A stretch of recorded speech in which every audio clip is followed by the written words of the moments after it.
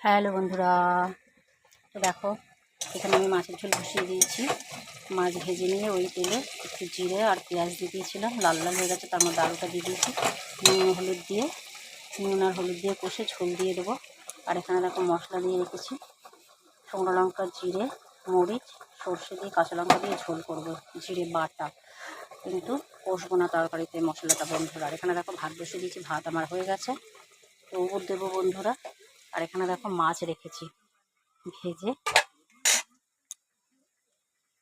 মাছগুলো ভেজে আমি রেখে দিয়েছি।